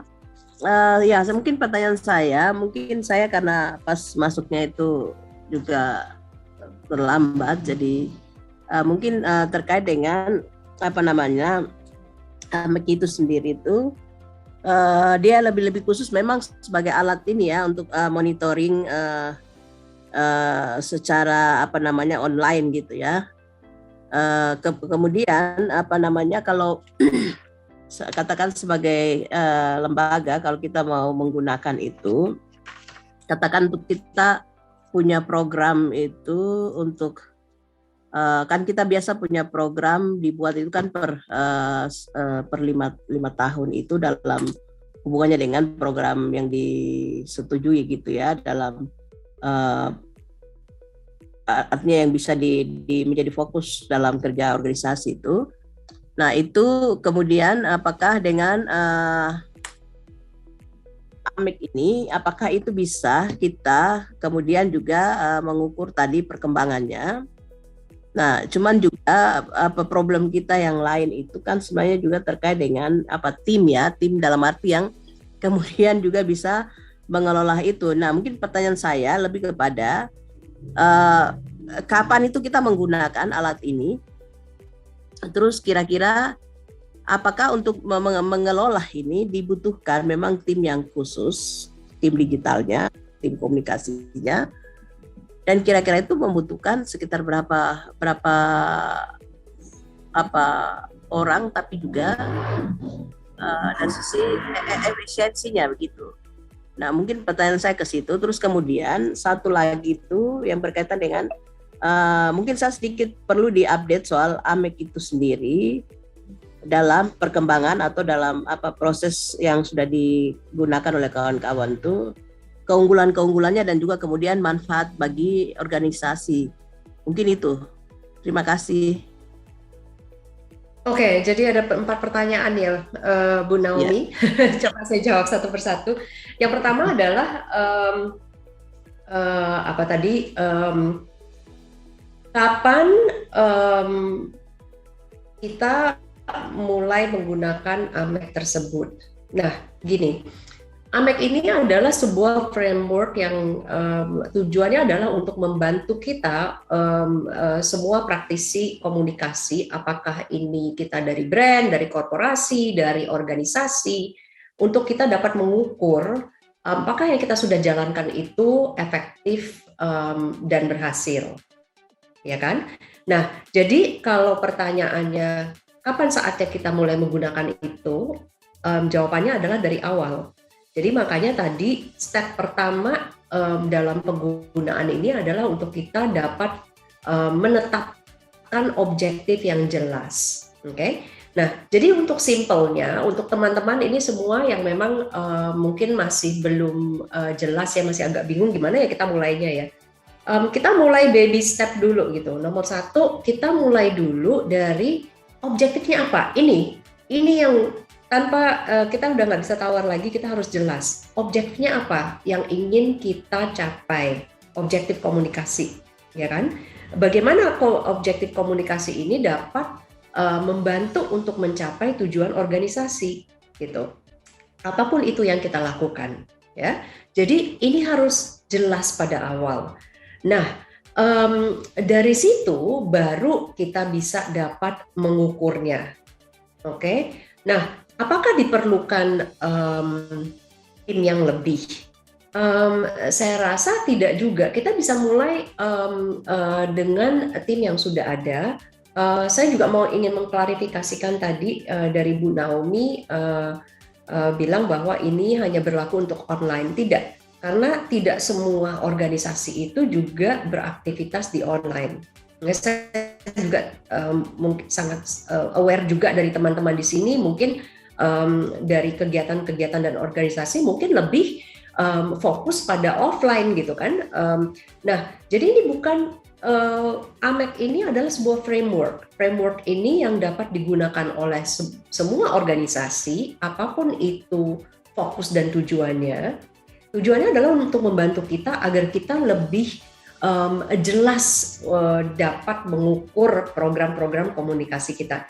Nah, jadi kalau misalnya kembali lagi tadi, kalau misal programnya ini hanya offline, oke, misalnya kita fokus kita tahun ini misalnya untuk membangun engagement ya atau pendekatan dengan masyarakat sekitar misalnya, apapun itu programnya, atau program untuk misalnya untuk program lingkungan hidup, untuk mengedukasi masyarakat sekitar untuk tidak buang sampah sembarangan atau dan sebagainya gitu kan ya. Nah, dengan begitu tentunya kalau untuk masyarakat sekitar mungkin kita tidak menggunakan online. Kalau misalnya ini teman-teman di Papua atau teman-teman di Riau ya kan. Dan itu apa yang data-data yang kita gunakan adalah data-data offline, apakah itu melalui survei misalnya kita ada kualitatif survei beberapa penduduk mereka tidak online. AMEC itu disebutkan bahwa ini juga berlaku atau kita harus mengukur online dan juga offline. Oke. Dan pertanyaan yang terakhir, Naomi, adalah apa sih manfaatnya? Nah, sebetulnya AMEC ini adalah wadah ya, sebuah kerangka.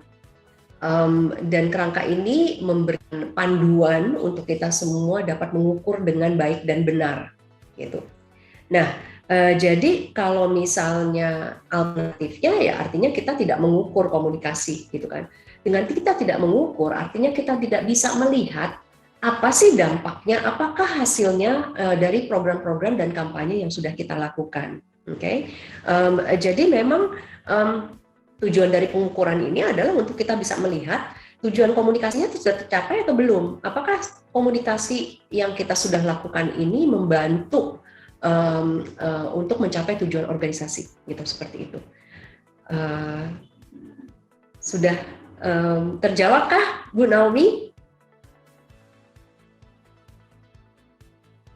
Terima kasih. Oke, sama-sama. Ya, sudah terjawab. Ya, tapi untuk di situs AMEC sendiri itu dijelaskan juga step by step ya. Jadi silakan, itu semua juga dapat diakses dengan free untuk siapapun juga. Oke. Nah di sini, oke. Mungkin di sini ada pertanyaan dari Bu Santi. How do you establish baseline for a policy advocacy if there is no previous data? Oke. Nah, boleh nggak spesifiknya apa nih? Karena ini juga bergantung dari topiknya ya.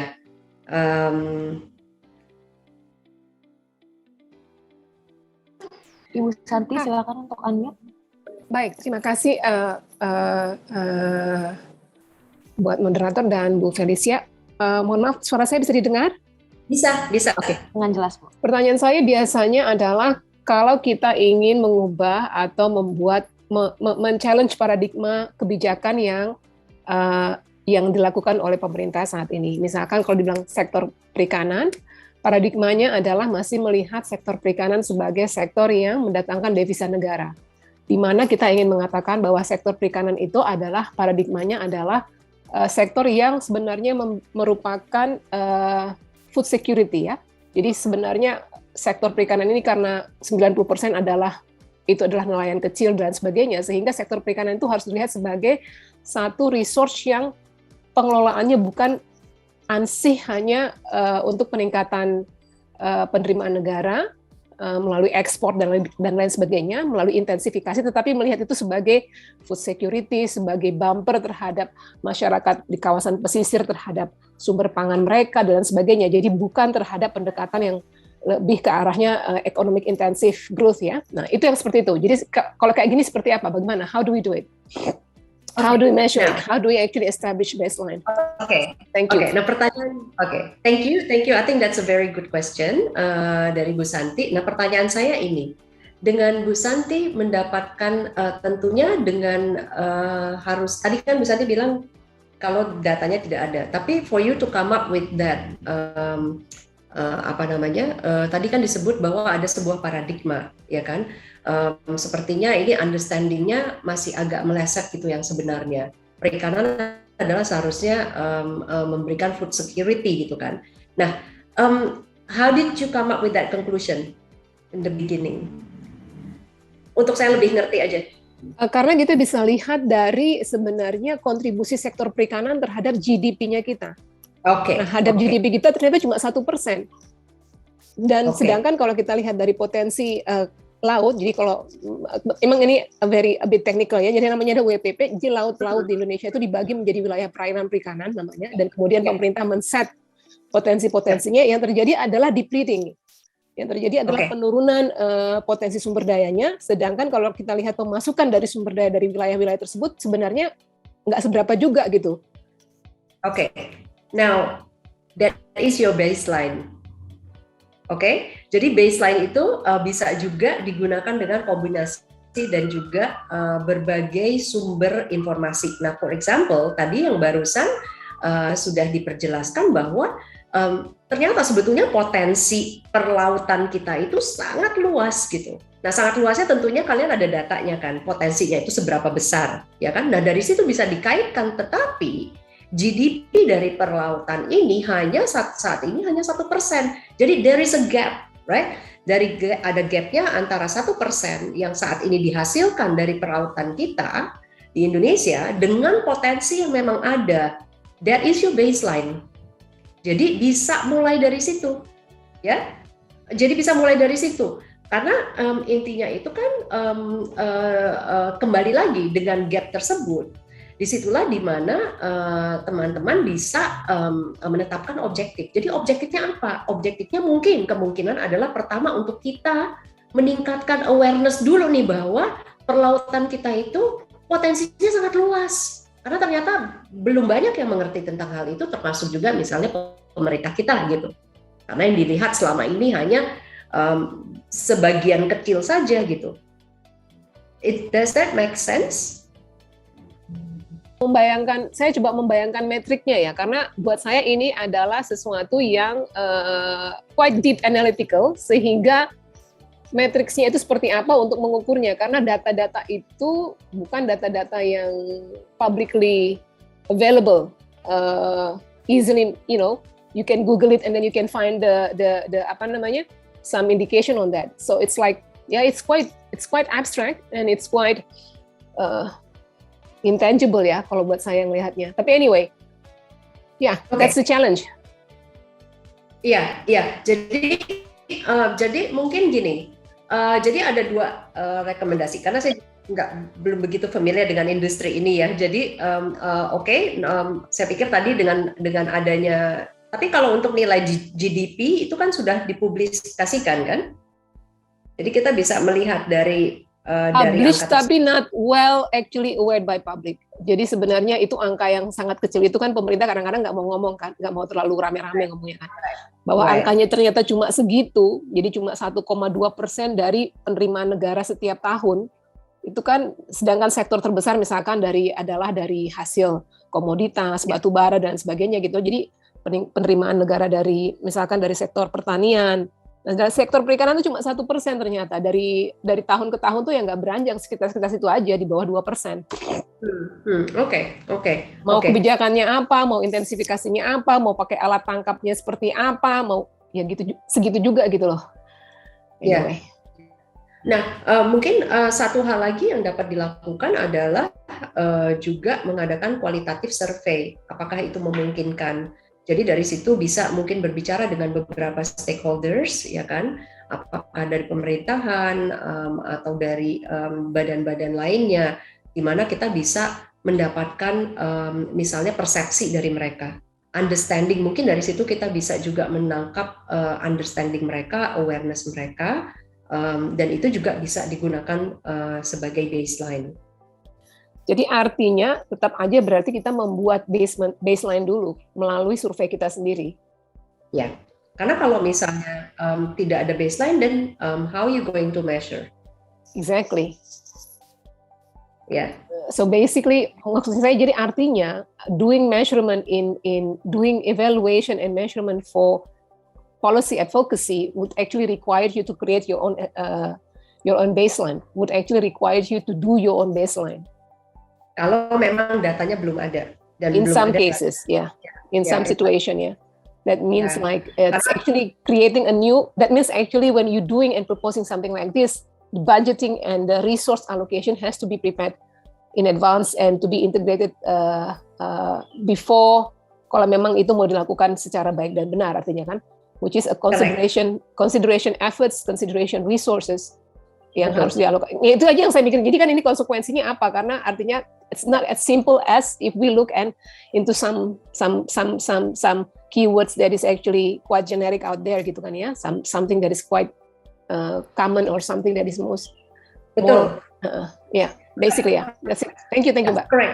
Correct, ya. Jadi mungkin satu hal lagi yang bisa saya share juga, dan ini adalah challenges that is faced not just by NGO atau organisasi, tapi juga by brand. Karena memang praktisi kebiasaan yang memang sudah dilakukan, karena kita biasanya sudah terbiasa hanya menghitung jumlah artikel, kembali lagi. Dan itu sangat mudah ya, menghitung jumlah liputan sebagai measurement of success itu sangat mudah. Dan ini sudah menjadi kebiasaan sudah sangat lama gitu kan. At the end of the day, karena memang ini tidak pengukuran dan evaluasi ini belum menjadi bagian dari pembentukan strategi berkomunikasi. Jadi apa yang terjadi adalah itu tadi, pengukuran kita hanya berdasarkan nilai yang tidak masuk akal saja gitu kan ya. Karena kita tidak bisa mengkaitkan ini dengan impact dan juga hasil apa sih dari program komunikasi yang sudah kita buat, hasilnya itu apa gitu. Nah, jadi mungkin kembali lagi tadi komen barusan bahwa berarti kita harus budgetkan, iya benar, karena ini sudah harus menjadi bagian dari strategi di mana memang ini bukan short term ya, so karena it's not going to happen dalam waktu yang singkat gitu. Tetapi at the end of the day, pada akhirnya kita bisa dapat membuktikan bahwa dengan program komunikasi ini, dengan budget yang sudah kita alokasikan, hasilnya ini kita berhasil misalnya menginfluence policy, ya pada akhirnya itulah hasilnya gitu. Karena selama ini memang the biggest challenge untuk kita praktisi PR dan komunikasi, kita tidak bisa membuktikan itu karena kita tidak bisa membuktikan itu hanya dengan semata-mata dengan jumlah liputan yang kita hitung gitu, seperti itu. Oke, ada lagi pertanyaan dari teman-teman?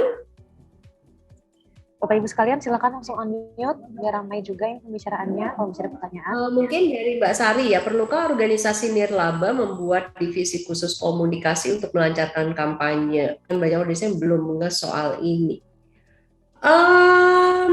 Membuat divisi khusus komunikasi.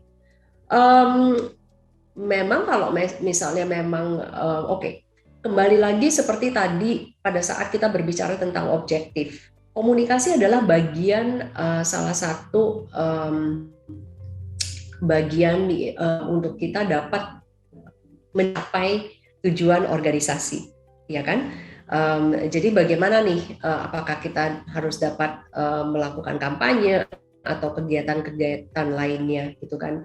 Pada akhirnya semua program komunikasi ini memang harus ada benang merahnya, harus mendukung tercapainya tujuan organisasi. Nah, dengan begitu tentunya apakah ini menjadi divisi khusus atau tim khusus, tapi memang komunikasi itu harus menjadi suatu fungsi yang sangat penting ya di sebuah organisasi. Itu sih dari saya.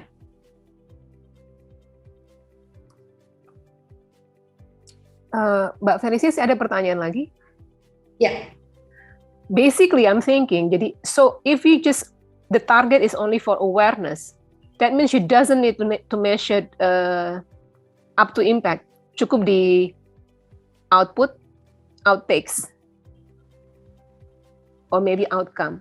If it's actually just about awareness. Only if you want to measure behavioral change, perilaku, then you actually measured up to the impacts. Is that correct or not? Correct. Jadi, so we don't actually need to use the whole framework. It's just about, if we just want to measure, kalau kita cuma introduce a policy, for example, how do people actually respond to it, what they're going to say, how viral it is, cukup pakai measurement untuk awareness, cukup sampai pada level output outtake saja misalkan. Oke. Nah, mungkin ada perbedaan. So the question is like, to what level? You don't actually need to measure everything, use everything, and then what will be the best tool for that? Kalau seperti ini, berarti kamu cukup pakai ini saja. Benar. Itu benar sekali. Tergantung dengan tujuannya, ya. Jadi kalau kita berbicara awareness itu juga kalau kita hanya melihat outtakes itu sesuatu yang dapat kita lakukan istilahnya dengan cukup mudah ya, karena outtakes itu adalah reaksi dari target audience. Jadi pada saat mungkin kita melihat konten di YouTube gitu kan, konten di Twitter kita suka dan kita merasa penting, kita share. That is outtake. Jadi kalau misalnya jadi kita bisa menggunakan angka-angka dari jumlah share dan juga jumlah like itu bisa kita juga artikan sebagai awareness. Artinya kan kita melihat gitu kan ya. Tetapi kita tidak bisa berasumsi juga bahwa yang melihat dan aware itu betul-betul mengerti dan paham. Oke, jadi ini tergantung nih. Jadi tergantung mungkin kalau saya bicara dari sisi brand, mungkin oke lah kita melihat iklan, kita melihat konten, that's enough gitu. Jadi mungkin itu bisa diukur dari outtake saja. Tapi in your case, kalau misalnya awareness itu mau dilihat lebih dalam lagi, kita juga mau melihat pemahaman masyarakat atau stakeholders tentang topik perikanan ini gitu kan, tentunya itu harus diukur juga sampai ke outcome. Oke, jadi again it really depends, karena kalau misalnya pengukuran outcome itu kan betul-betul kita melihat menanyakan apakah Anda mengerti bahwa perlautan kita misalnya bla bla bla bla bla bla, apakah Anda mengerti tentang potensi food security, apa arti food ya seperti itulah gitu kan. Dan itu harus diukur sampai ke tahap outcome. Tapi pertanyaan tadi kembali lagi, benar sekali bahwa tidak semua kita harus melakukan semua. Dan untuk teman-teman di sini, intinya kalau saran saya adalah mulai saja. Dan mulai saja artinya look at the objective, karena itu bagian yang sangat-sangat penting. Kalau objektifnya sudah ada, dari situ kita bisa juga mulai perlahan-lahan bisa lihat dari output dulu. Jadi nggak mesti langsung mengadopsi keseluruhan gitu. Oke? Did I answer your question? Yeah. So my question is, if we just melakukan one event, jadi bukan a big campaign ya, just one event, one activity, itu cukup diukur sampai di outtakes, outcome saja. Nah, kalau hanya mengukur hanya dengan satu event, nggak bisa juga mengukur outcome, karena outcome is a long term, ya kan? Outcome itu kan adalah panjang.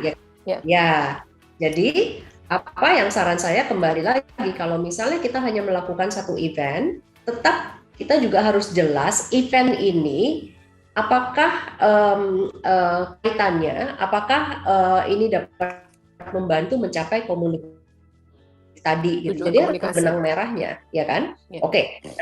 Ya, setelah event ini berjalan, kita misalnya ya event ini diliput oleh media misalnya, atau kita juga bisa melihat kalau kita melihat output bisa dilihat dari media, tapi juga bukan hanya melihat dari jumlah liputan, tapi juga bisa melihat dari kualitas dari pemberitaan itu sendiri. Pesan-pesan yang ingin kita sampaikan itu keluar atau tidak gitu dan sebagainya. Media apa saja yang memberitakan, ya kan? Dan itu juga berpengaruh.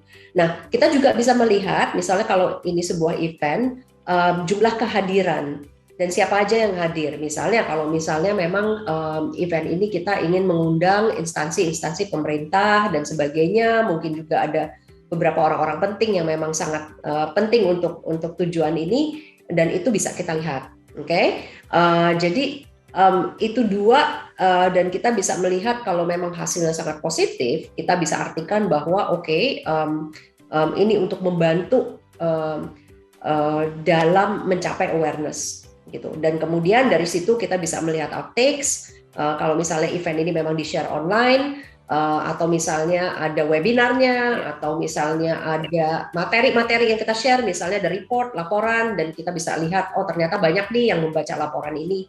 That can also be part of your outtakes. Gitu. Oke. Clear, thank you Mbak, very good, thank you.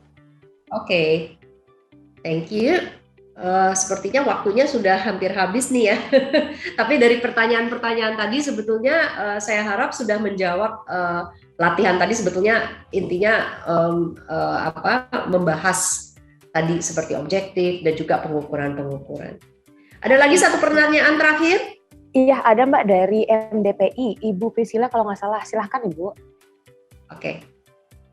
Halo, selamat siang. Selamat siang. Ya, ini menarik banget discussion-nya karena bertepatan juga saya perwakilan dari MDPI, kita fokusnya di perikanan skala kecil juga. Nah, especially untuk tim komunikasinya, untuk sayanya sebagai communications officer. Kita nggak punya departemen khusus, tapi ya we do have one person dedicated to communications, dan at the moment kita sekarang sedang mencoba mengimbangi bagaimana kita komunikasi marketing dan juga komunikasi untuk awareness raising dan outreach gitu ya. Nah, pertanyaan tadi dari Mbak Santi menarik buat saya karena kalau dari kita juga untuk mengukur awareness raising, saya rasa kita perlu ada satu kayak tool atau measurement tool untuk memastikan bahwa konten yang kita sebarkan dipahami gitu oleh target audience kita, bukan cuman kayak cuman dilihat doang dan di like gitu. Because for me, I don't know how likes can guarantee understanding gitu. Does that make sense?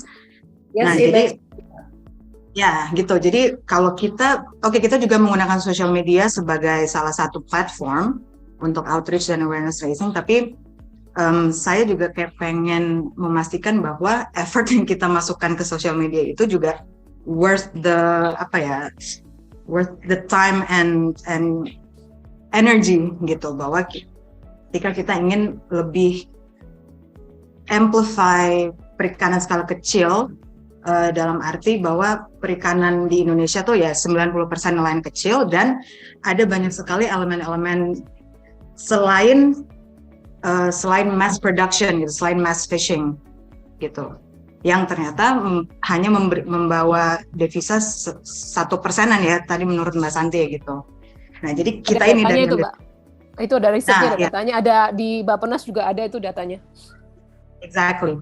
Nah, makanya menggunakan data itu, based off that, kita dari MDPI juga ingin memberitahukan kepada publik di Indonesia bahwa Indonesia ini sebenarnya mayoritasnya nelayan kecil yang perlu diperhatikan dan juga perlu didukung sebenarnya.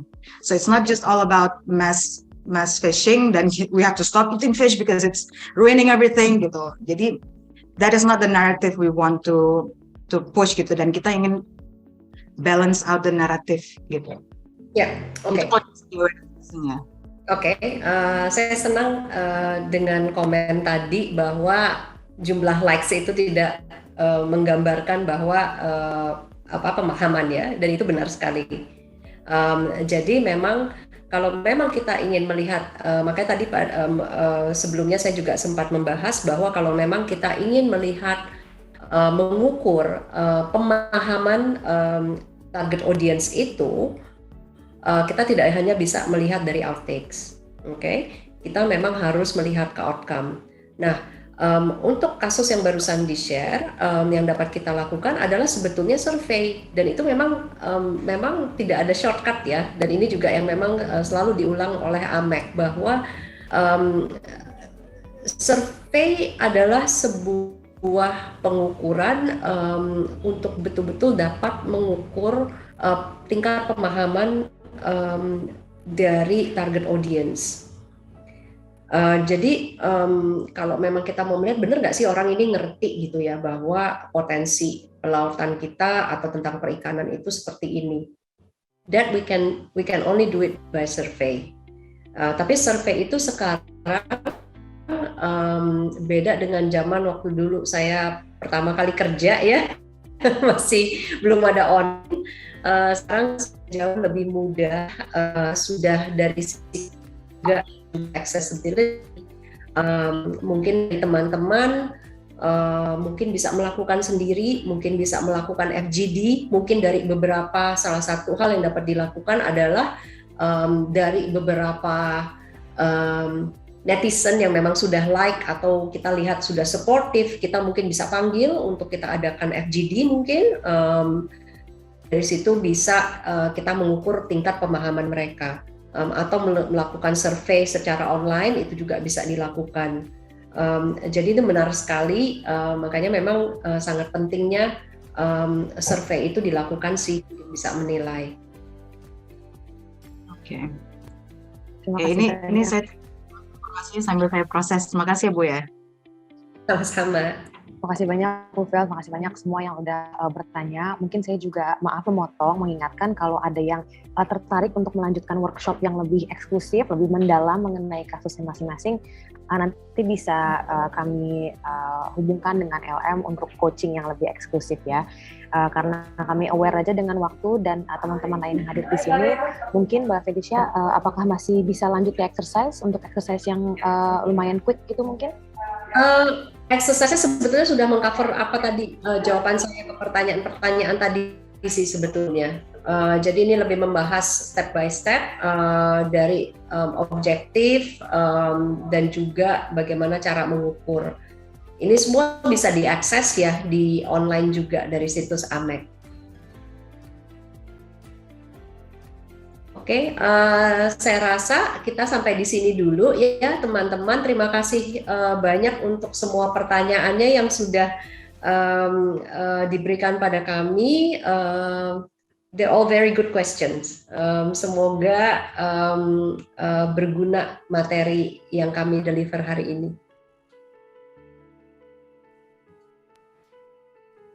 Baik, terima kasih banyak Novel, Mas Juan. Akan saya oper kembali ke LM, Mas Kris. Baik, terima kasih Kak Sabila. Luar biasa sekali, diskusinya hangat, materinya sangat luar biasa. Dan saya kembali sedikit mengutip dari statementnya Bu Felicia bahwa apa yang kita diskusikan hari ini, proses yang kita lalui tentunya akan memberikan manfaat bagi advokasi di tempat Bapak, Ibu, Kakak-kakak semua berada. Dan tentunya sebelum menutup ini, saya kembali mengucapkan terima kasih untuk Bu Felicia Nugroho dan juga Bapak Juan Leonardo yang sudah capek-capek, yang sudah mau berproses bersama, meluangkan waktunya yang hampir 120 menit dari jam 10 pagi tadi untuk kita sama-sama mendapatkan ilmu, mendapatkan manfaat dari kedua pembicara yaitu Bu Felicia dan Pak Juan. Dan tentunya sebelum saya lupa, saya juga menyapa dan berterima kasih atas kehadiran Bapak Ong, Managing Partner dari Maverick Indonesia yang sudah meluangkan waktu untuk melihat bagaimana kita berproses hari ini dan juga bagaimana teman-teman juga kemudian sangat hangat sekali berdiskusi dengan kedua bicara dari Maverick Indonesia. Terima kasih Bapak dan Ibu yang sudah hadir pada proses pagi hari ini. Dan tentunya saya juga mengucapkan terima kasih untuk Bapak, Ibu, Kakak Mitra Lingkar Madani yang sudah berkomitmen untuk hadir, yang sudah meluangkan waktu di tengah kesibukan dari Bapak, Ibu, dan Kakak semua untuk kita memperoleh manfaat, kita memperoleh ilmu dari kedua pembicara hebat hari ini. Dan sebelum ada sedikit pengumuman dari Kak Sabila, izinkan Lingkar Madani kembali melakukan foto bersama karena banyak Bapak, Ibu, dan Kakak yang masuk di tengah proses, jadi izinkan kita untuk kembali berfoto. Nanti foto akan dipandu sama Bang David. Boleh Bapak, Ibu menyalakan kameranya, kita lihat wajah-wajah yang tambah awet muda, karena berproses bersama hari ini materinya sangat seru sekali, dan saya sangat menikmati proses hari ini. Boleh? Bang David, silakan. Oke, silakan teman-teman. Ada Kak Sari.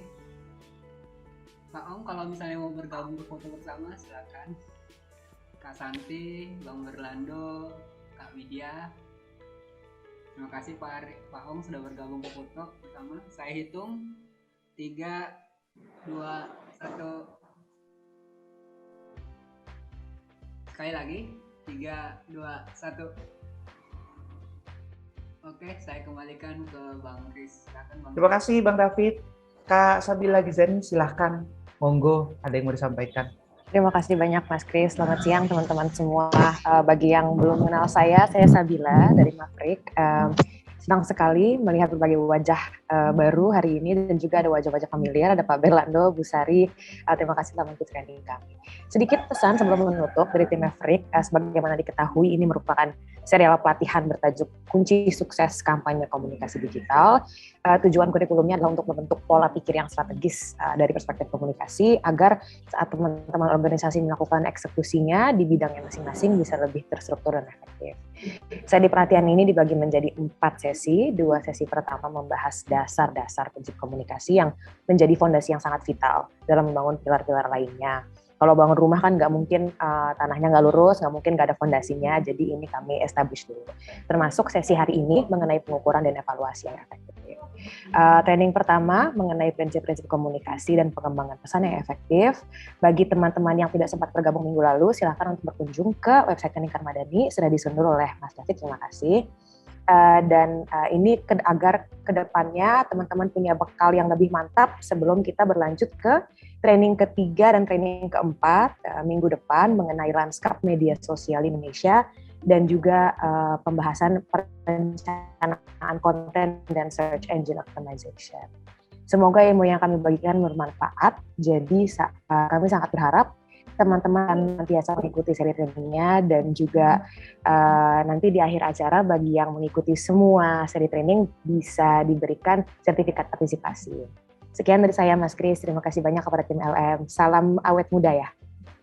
Salam awet muda Kak Sabila Gizani. Terima kasih banyak Bapak Ibu. Sebelum saya tutup pelatihan pagi ini, kami kembali mengingatkan bahwa kami membuka sesi coaching, one-on-one coaching bagi Bapak, Ibu, Kakak, Mitra, yang hari ini tentu diskusinya mungkin masih ada pertanyaan, masih ingin mendalami soal topik hari ini, silahkan menghubungi Lingkar Madani, atau tentu kami akan mengingatkan kembali Bapak, Ibu untuk bisa mengakses one-on-one coaching yang diadakan oleh Lingkar Madani.